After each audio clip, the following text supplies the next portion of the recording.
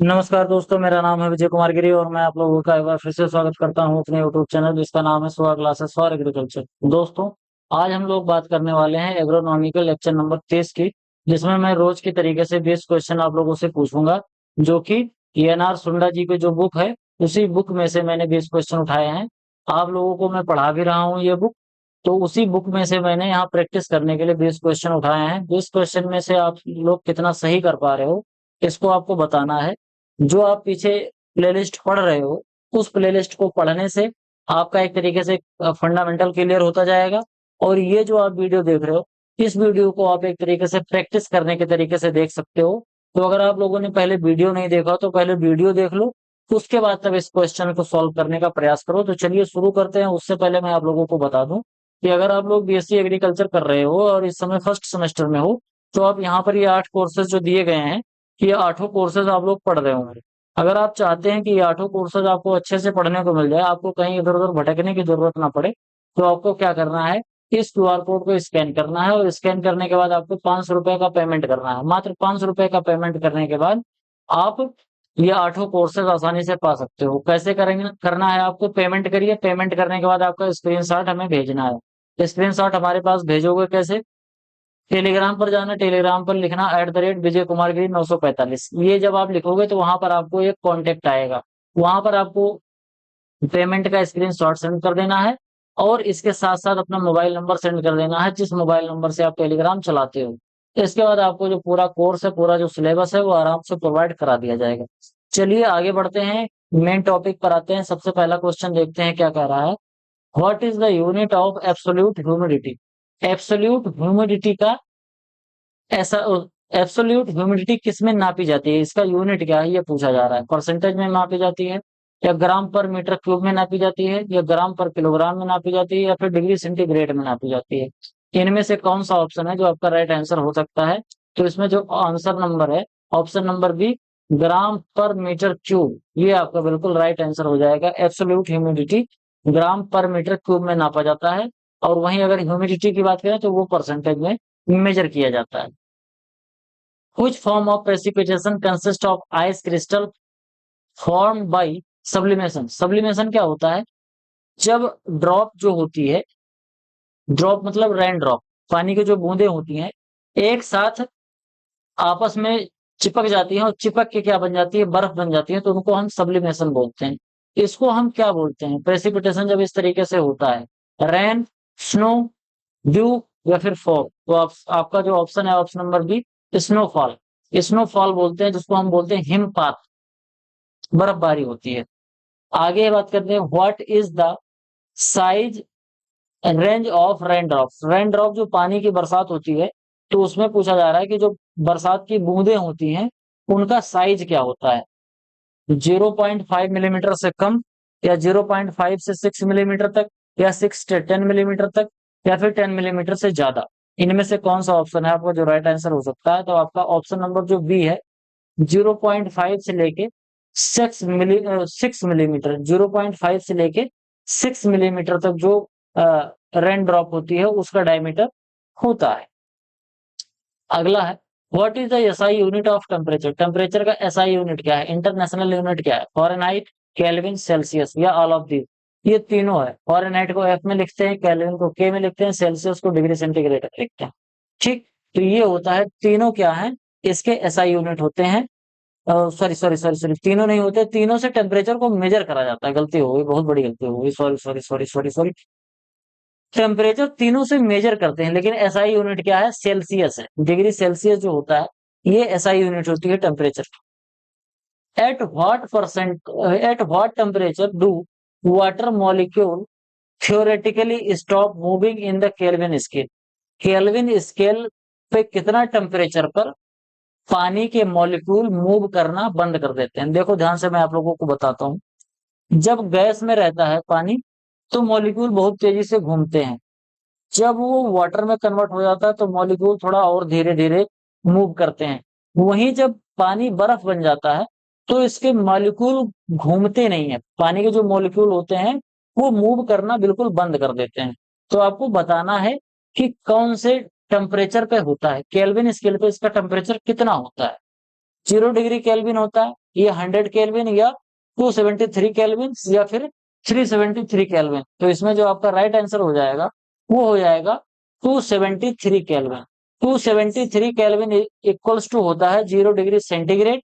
और यहीं पर पानी का अगर बॉइलिंग पॉइंट पूछा जाए तो 373 केल्विन या फिर बोल सकते हो 100 डिग्री सेंटीग्रेड, इतने टेम्परेचर पर पानी उबलता रहता है। दूसरी भाषा में अगर हम बोले तो 0 degree centigrade equals to 273 kelvin, यानी कि अगर हमको डिग्री सेंटीग्रेड से केल्विन की तरफ जाना है तो हमको 273 जोड़ देना पड़ेगा। आगे बढ़ते हैं, अगला क्वेश्चन देखते हैं। Which climate classification system was adopted by ICRISAT? सबसे पहले तो आप लोगों को इसका फुल फॉर्म बताना है। ICRISAT का फुल फॉर्म क्या है? सेमी एरिड रीजन में जो क्लाइमेट का क्लासिफिकेशन ये करता है वो किस तरीके से किया जाता है? कोपन ने किया है, किसने किया? कोपन ने किया है, या फिर थॉर्न वाइट ने किया है, या ट्रोल ने किया है, या फिर डी कैंडोल ने किया है? तो इसमें जो आपका राइट आंसर हो जाएगा वो ऑप्शन नंबर सी हो जाएगा, ट्रोल ने किया है। ध्यान से समझना, क्लाइमेट का क्लासिफिकेशन जो किया गया है, जो इंडिया में सेमी एरिड रीजन में अडॉप्ट किया गया है, वो क्लासिफिकेशन किसका है? ट्रोल का क्लासिफिकेशन है। यही ट्रोल का ही क्लासिफिकेशन है जो साउथ अमेरिका में भी यूज किया जाता है। आगे है, what does the PE index? PE index बोलो होता क्या है? सबसे पहले पढ़ा दिया है, उसको बताना है आपको कि पीई इंडेक्स क्या होता है। In Thornthwaite classification stand for, PE होता क्या है? प्रेसिपिटेशन इवापोरेशन, पोटेंशियल इवापोरेशन, या प्रेसिपिटेशन इफेक्टिवनेस, या फिर प्रेशर इक्विलिब्रियम। इनमें से कौन सा ऑप्शन है आपका जो बिल्कुल राइट आंसर हो सकता है? तो आपका जो ऑप्शन नंबर सी है, प्रेसिपिटेशन इफेक्टिवनेस, ये आपका बिल्कुल राइट आंसर हो सकता है। हो सकता नहीं है, यही हो जाएगा। प्रेसिपिटेशन इफेक्टिवनेस क्या होता है ये आपको बताना है। एक चीज मैं आप लोगों को बताऊं, थोड़ा सा आप इसका जनरल नॉलेज समझना, इसका होता क्या है। बरसात में एकदम ठेठ गर्मी पड़ रही हो, मई जून की गर्मी पड़ रही हो, वहां पर 4 मिलीमीटर की बरसात हो जाए, ठीक, और रेनी सीजन में किसी एक दिन 4 मिलीमीटर की बरसात हो जाए, दोनों में से कौन सा बरसात का मायने ज्यादा होगा? बरसात वाले में, बरसात में 4 मिलीमीटर पानी बरसेगा तो वो दिखने लगेगा, लेकिन अगर गर्मी में 4 मिलीमीटर बरसात होगा तो तुरंत ही सूख जाएगा, सुबह बरसात तो शाम को सूख जाएगा। तो इफेक्टिवनेस उसका थोड़ा सा कैसा हो जाएगा ये आप लोगों को बताना है। मैंने पढ़ा दिया है, बहुत अच्छे तरीके से पढ़ाया था। Which instrument is used to measure the lowest temperature? Lowest temperature, ध्यान से समझना, टेम्परेचर को मेजर करने के 3 यूनिट होते हैं, केल्विन होता है, फ़ारेनहाइट होता है, डिग्री सेंटीग्रेड होता है। तीनों को यूज किया जाता है, तीनों को अलग अलग जगह पर यूज किया जाता है। पूछा जा रहा है कि लो टेम्परेचर को मेजर करने के लिए किसका यूज करते हैं? Maximum thermometer, minimum thermometer, soil thermometer, या फिर थर्मोकपल। इनमें से जो राइट आंसर हो जाएगा वो बिल्कुल लुप्पू सा क्वेश्चन है, लप्पू सा, मिनिमम थर्मोमीटर। मिनिमम थर्मोमीटर की सबसे अच्छी बात क्या होती है कि ये केल्विन में मेजर किया जाता है, ठीक, क्योंकि जो डिग्री सेंटीग्रेड वाला सिस्टम है, ये 0 डिग्री सेंटीग्रेड पे पहुंचने के बाद ये आगे इसको सही से मेजर करना मेजर करना सही नहीं होता है, क्योंकि जो डिग्री सेंटीग्रेड वाला होता है थर्मामीटर, इसके अंदर पारा भरा होता है, मर्क्यूरी भरा होता है। लेकिन जो मिनिमम टेम्परेचर मेजर करने वाला थर्मामीटर होता है उसके अंदर अल्कोहल भरा होता है। तो जो अल्कोहल होता है वो माइनस टेम्परेचर में बहुत अच्छे तरीके से एक्सपेंड होता है और सिकुड़ता भी है। लेकिन वहीं अगर हम बात करें थर्मामीटर की, तो जिसमें मर्क्यूरी भरा होता है, तो वो 0 के बाद थर्मामीटर जो होता है पारा वाला, वो एक्सपेंड और सिकुड़ता नहीं है, मतलब फैलता और सिकुड़ता नहीं है। तो उससे हम मेजर करना, इससे हम डिग्री सेंटीग्रेड से मेजर सही से नहीं कर सकते। तो मिनिमम टेम्परेचर को मेजर करने के लिए हम क्या करेंगे? अल्कोहल वाले थर्मामीटर का यूज करते हैं। और मैक्सिमम टेम्परेचर को मेजर करने के लिए हम किसका यूज करते हैं? मरकरी का यूज करते हैं, बोले तो पारा का यूज करते हैं। What does the quantum sensor measures? Quantum sensor measures किसको करता है? विंड स्पीड को करता है, या फोटोसिंथेटिक एक्टिव रेडिएशन को करता है, या एटमॉस्फेरिक प्रेशर को मेजर करता है, या फिर सॉइल मॉइस्चर को मेजर करता है? तो क्वांटम सेंसर जो मेजर होता है ये क्या करता है? फोटोसिंथेटिक एक्टिव रेडिएशन को मेजर करता है। What is the normal environmental lux level? ये अभी मैंने पिछले लेक्चर में भी बताया था, यहाँ पर फिर से पूछ रहा हूँ। नॉर्मल इन्वायरमेंटल लैप्स रेट कितना होता है? 5 डिग्री सेंटीग्रेड पर किलोमीटर, 6.5 डिग्री सेंटीग्रेड पर किलोमीटर, या फिर 10 डिग्री सेंटीग्रेड पर किलोमीटर, या फिर 15 डिग्री सेंटीग्रेड पर किलोमीटर। इसमें जो आपका राइट आंसर हो जाएगा वो हो जाएगा ऑप्शन नंबर बी। आपका ऑप्शन नंबर बी है 6.5 डिग्री सेंटीग्रेड पर किलोमीटर। ये आपका बिल्कुल राइट आंसर हो जाएगा। नॉर्मल जो इवापोरेशन लैप्स रेट होता है, ये नॉर्मल इन्वायरमेंटल लैप्स रेट ये 6.5 डिग्री सेंटीग्रेड पर किलोमीटर होता है। एक चीज मैं आप लोगों को बताऊं कि ये लैप्स रेट होता क्या है, पता है आप लोगों को? पता हो तो डेफिनेशन इसकी लिखो। आगे बढ़ते हैं। What phenomena occurs when temperature increase with altitude? कौन सा फिनोमिना होता है जब ऊंचाई बढ़ने पर टेम्परेचर बढ़ने लगता है? ध्यान से सुनना। कौन सा फिनोमिना होता है जब ऊंचाई बढ़ने पर, एटमॉस्फेयर में ऊंचाई में जाने पर टेम्परेचर बढ़ने लगता है? इसको क्या बोलते हैं? लैप्स रेट बोलते हैं, या फिर एडियाबेटिक कोल्डिंग बोलते हैं, या इन्वर्जन बोलते हैं, या एल्बिडो इफेक्ट बोलते हैं? इनमें से कौन सा ऑप्शन होगा जो आपका राइट आंसर हो सकता है? तो ऑप्शन नंबर जो सी है, इन्वर्जन, ये आपका बिल्कुल राइट आंसर हो जाएगा। अगला क्वेश्चन है, what do isobar represent on weather map? Weather map पे आइसोबार किस चीज को रिप्रेजेंट कर रहा है? इक्वल टेम्परेचर को, इक्वल प्रेशर को, इक्वल रेनफॉल को, या फिर इक्वल एलिवेशन को? इनमें से कौन सी चीज को रिप्रेजेंट करता है आइसोबार? ध्यान से समझना। वेदर मैप पे जो आइसोबार होता है वो किसको रिप्रेजेंट करता है? वो रिप्रेजेंट करता है इक्वल प्रेशर का। बार समझ लेना, बार किसको, प्रेशर को मेजर करने के लिए, प्रेशर को मेजर करने की जो यूनिट होती है वो बार भी होती है। तो इस तरीके से आप याद कर सकते। Which line connect point of equal sunshine hour? कौन सी लाइन कनेक्ट करती है इक्वल सनशाइन आवर पर? आइसो हिल्स में, आइसो प्लेट्स में, या फिर आइसो हाइट्स में, या आइसो थर्म्स में? कौन सा ऑप्शन है जो आपका राइट आंसर हो जाएगा? तो ऑप्शन नंबर जो सी है ये आपका बिल्कुल, सॉरी, ऑप्शन नंबर ए जो है ये आपका बिल्कुल राइट आंसर हो जाएगा। अगला क्वेश्चन है, what percentage of global water exist as atmospheric vapour? बहुत ही इंपॉर्टेंट क्वेश्चन है। आप लोगों को बताना है पूरी दुनिया में कितना परसेंट पानी जल वाष्प के रूप में एनवायरमेंट में हमेशा पड़ा रहता है, जिसको हम दूसरी भाषा में बोलते हैं ह्यूमिडिटी। हमारे एटमॉस्फेयर में जो ह्यूमिडिटी होती है उसी को एटमॉस्फेरिक वेपर भी बोलते हैं। तो ये कितना परसेंट होता है? 0.001%, या 0.1%, या फिर 1%, या फिर 10%? तो इसमें जो आपका राइट आंसर हो जाएगा वो हो जाएगा ऑप्शन नंबर ए।